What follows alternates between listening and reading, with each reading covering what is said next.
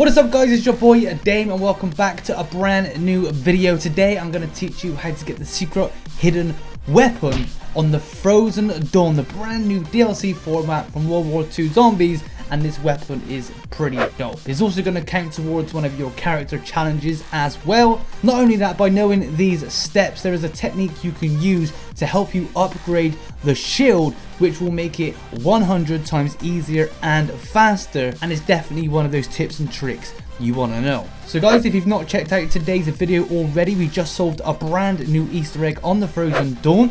It's an awesome little Easter egg, so be sure to go and check that out. Link on screen and in the description.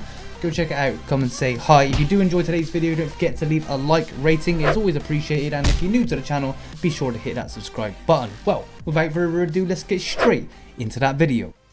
So the first thing you're going to have to do to activate this Easter egg is find yourself a golden raven. These are the same ravens that are used in the Shadowed Throne, and it can be located near one of the blood pools by the overlook, like you can see on screen right now. All you have to do is hold square on it and you will hear a raven sound and the raven will fly away. Step number 2 is that you are now going to have to find 4 ravens that you can only shoot with a pistol. So be aware that you can only shoot them with a pistol. If you're shooting with any other weapon, it will go away and you will have to find it again. There are over 30 locations for these ravens, and I'm going to go through a load of them right now to help you out. So starting off in spawn, there's going to be a raven location on the back of the plane. If you then turn right, there's also going to be a raven location on top of the teleporter. If you turn around and go to the back of spawn or the front of spawn, there's going to be a raven up on the metal barriers just there. Also, there's a little pillar in the middle. There's also going to be a raven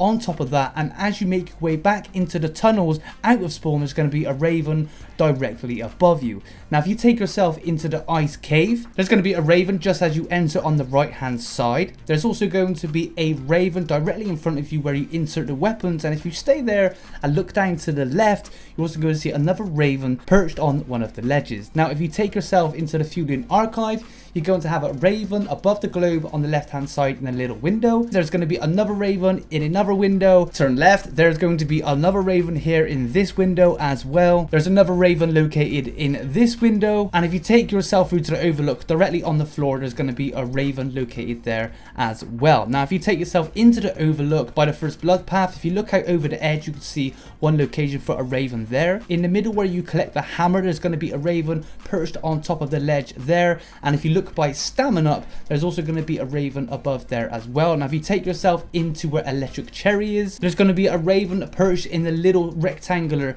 window, and there's also going to be a raven sat right next to Electric Cherry as well. Also, one last location in here, if you look behind Electric Cherry, directly behind you, there will be a raven sat on the ledge. Now if we go into the factory, walk up to the big blood pool, there's going to be a raven sat on the pool itself.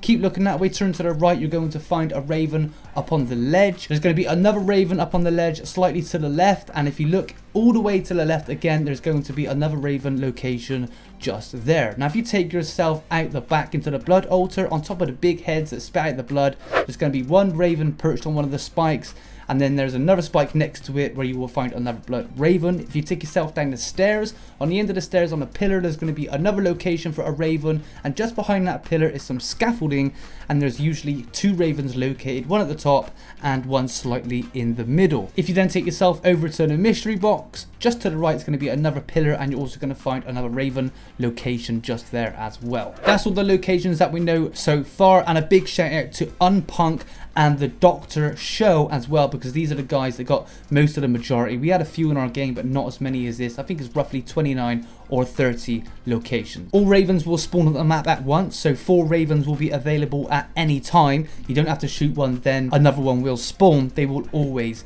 be there. Each time you shoot a raven, you're going to get a corpse eater spawn in the map. This corpse eater is a little bit different because he will be fully charged, like he's already eaten 5 zombies, so he's not going to go for zombies, he's going to go directly for you, and this will happen every time you shoot a raven. Also, every time you shoot a raven, if you take yourself right to the back of the blood altar, you'll notice golden ravens start appearing on the floor in this location right here, and after you've collected all 4, you're going to have 4 golden ravens, and and in the center you're going to have a brand new weapon. I believe this weapon is the Reich's revolver that we already have in our inventory, but this particular one is called the Raven Claw. But this weapon gets interesting when you pack a punch. When you pack a punch this weapon, it will then turn into the Raven Eye. And what is so special about this weapon is when you get a headshot with the pack-a-punch weapon, it will spawn in a crow that will float above a crowd of zombies, nosedive, and will take out anywhere from 2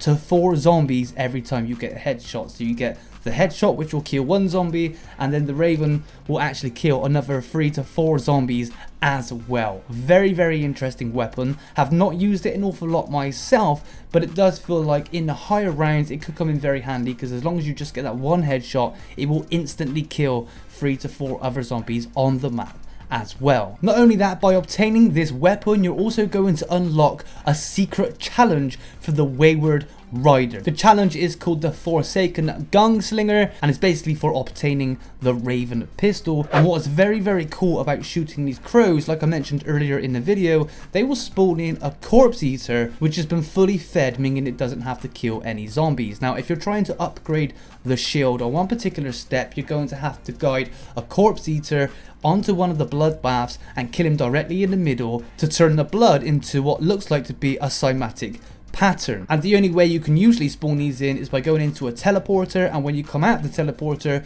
2 will spawn in, which is very difficult because you're going to have a minimum of 10 zombies on the map, so both of them can get 5 zombies each to attack you. And not only that, you're going to have 2 corpse eaters coming after you, and even if you kill what, it gets very, very complicated trying to do it in this way. Well, if you shoot the ravens, it will spawn 1 in every single time that is fully fed, so you don't have to worry about zombies. You could just save the 1 zombie. The corpse eater will run after you, you'll be able to kill him on the bloodbath or the blood pool itself, and you'll be able to unlock or help you unlock the shield upgrade. So it makes it a lot easier, and I do recommend using this tip every time you're trying to upgrade the shield, solo or with friends. And that's it, guys. Cool little weapon, cool little Easter egg. Again, a big shout out to Unpunk and TheDrShow as well for a bunch of these locations. So a huge shout out to them. Be sure to go and show them some love. Links will be in the description as always. But I hope you enjoyed today's video, and until the next video, this is your boy Dame, and I'm out.